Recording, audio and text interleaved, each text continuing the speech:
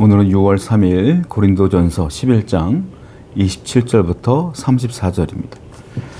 여러분, 우리가 외출을 할 때 항상 옷을 입지 않습니까? 그냥 막 나갈 때는 상관없지만 누구하고 중요한 약속이 있거나 뭐 번화한 데 가서 좋은 자리에서 식사를 하거나 그럴 때는 좋은 옷을 입고 옷매무새를 다듬고, 그리고 항상 마지막에 점검하는 게 뭐죠?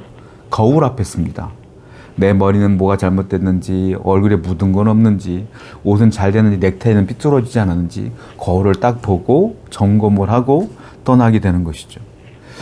항상 그거는 뭐냐면 태도죠. 내가 사람들을 만날 때 태도. 우리가 항상 해야 될 게 있는데요, 우리도 거울 앞에 늘 서야 돼요. 하나님께 예배 드릴 때 항상 영적인 거울 앞에 서서 내가 지금 온전히 잘 살고 있는가를 한번 봐야 되는데, 이 영적인 거울은 하나님 말씀이죠.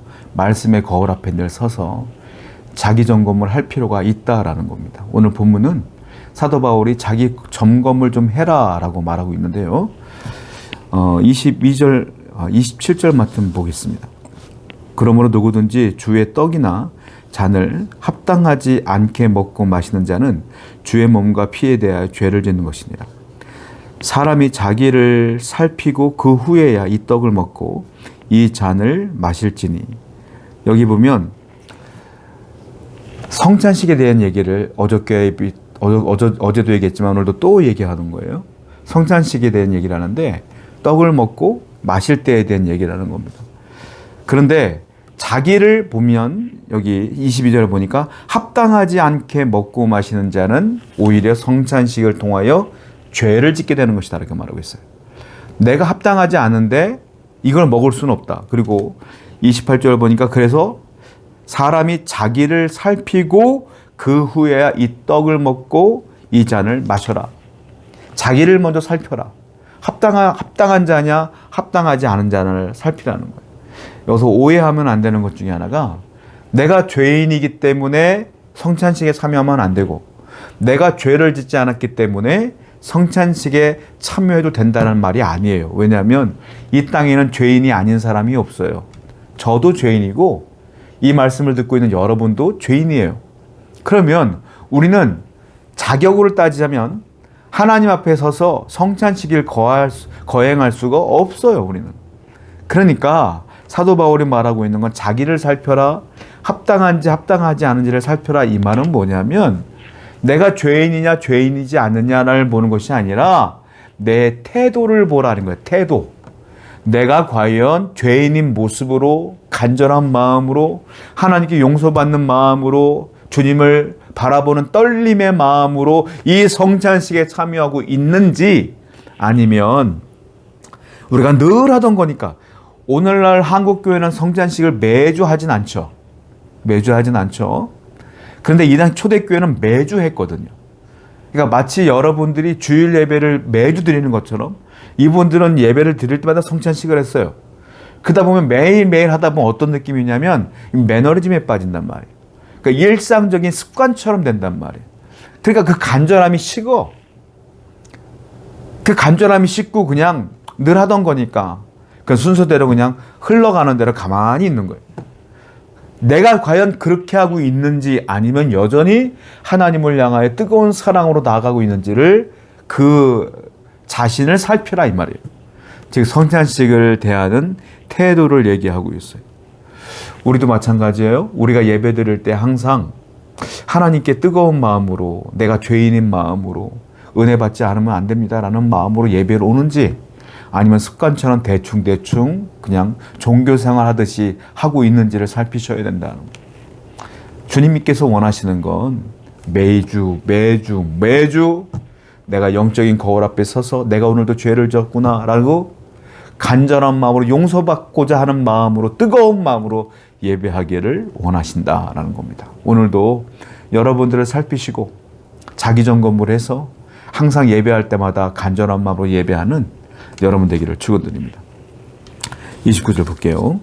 주의 몸을 분별하지 못하고 먹고 마시는 자가 자기 죄를 먹고 마시는 것이니라. 그러므로 너희 중에 약한 자와 병든 자가 많고 잠자는 자도 적지 아니하니 우리가 우리를 살폈으면 판단을 받지 아니하려거니와 우리가 판단을 받는 것은 주께 징계를 받는 것이니 이는 우리로 세상과 함께 정죄함을 받지 않게 하려 함이니라. 지금 바울은 성찬식의 문제에 대한 얘기를 하고 있는데, 제가 어제도 말씀드렸지만 성찬식을 하려고 음식을 싸우잖아요. 싸울 때에 부자들은 자기들이 먼저 싸운 걸 먹고 먼저 배부르고 취한 상태고, 나중에 오는 가난한 사람들은 먹을 것이 이미 없고 자기들이 갖고 온 거 소소한 음식으로 서로 나누어 먹다 보니까 서러움이 북받쳐 올라오는 거예요. 서글픔이 올라오는 거죠. 그러니까 상처를 많이 입어, 이 사람들이. 그런 상황에서 바울은 계속 성찬식에 대해 얘기를 하는 겁니다. 그럼 29절에 이렇게 얘기를 하죠. 주의 몸을 분별하지 못하고 먹고 마시는 자는, 주의 몸을 분별하지 못한다. 이건 두 가지 의미가 있는데, 첫 번째로는 성찬식의 의미, 주님의 희생을 기억하라 이겁니다. 그걸 기억하지 않고 그냥 배부르기 위해서 배가 고프니까 먼저 먹어치우는, 먼저 먹어치웠던 그 사람들은 먼저 주의 몸을 분별하지 못했다. 즉 기억하지 못했다. 이걸 잊어먹고 산다는 것. 또 하나, 주의 몸을 분별하지 못한다는 건 뭐냐면, 주님께서 나만을 위해 돌아가셨냐 이거예요. 너만을 위해 돌아가셨냐? 아니야. 늦게 온 저 가난한 사람들을 위해서 또 돌아가신 거잖아. 그렇다면 저 형제 자매를 정말 애틋하게 바라보고 사랑하고 돌봐주는 것도, 그들이 상처받지 않게 하는 것도 너희들의 책무인데 그들에게 왜 상처를 주고 있어? 두 가지 의미인 거예요.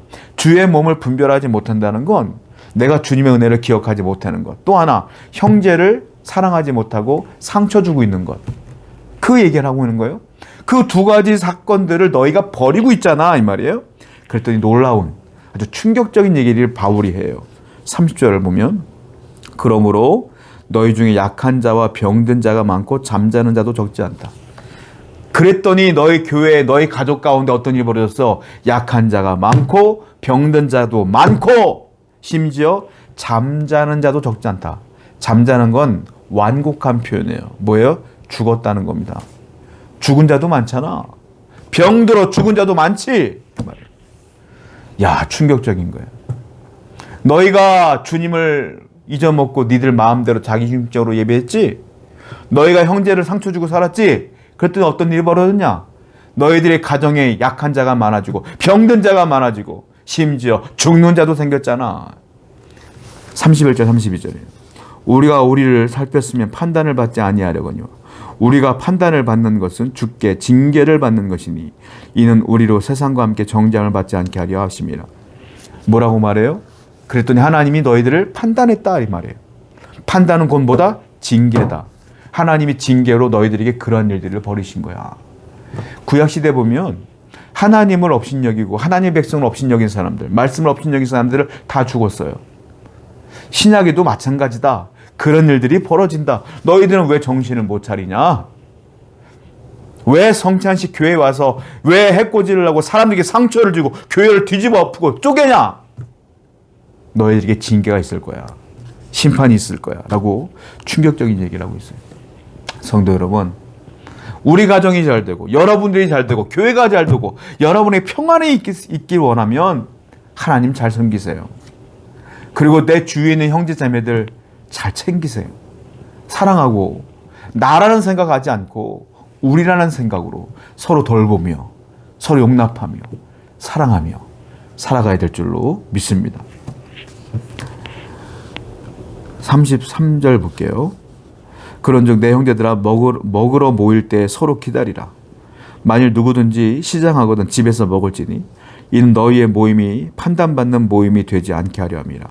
그 밖의 일들은 내가 언제든지 갈 때 바로 잡으리라. 바울이 또 뭐라고 말하죠? 그랬더니 결론적으로 이렇게 말하고 있어요. 그러니까 형제들아, 서로 모일 때까지, 다 올 때까지 너희들 좀 기다려라. 정답은 기다려라. 기다려라. 만일 누구든지 시장하거든 근데 배고파서 못 참겠어? 그러면 얼른 집에 가서 밥 먹고 다시 교회로 와. 밥 먹고 다시 공동체로 모여.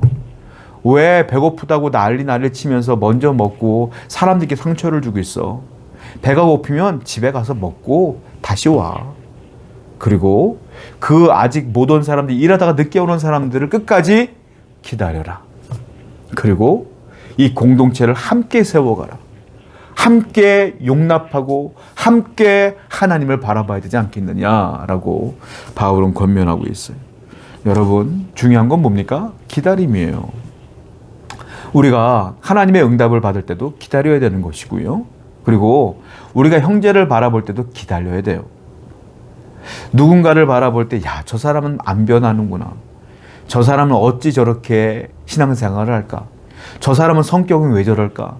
저 사람은 어떻게 살려고 저럴까? 이런 사람들이 교회에 있어요. 보일 거예요, 여러분들 눈에도. 그래도 어떻게 하느냐? 기다립시다. 어떻게 해요? 기도하면서 그들을 기다립시다.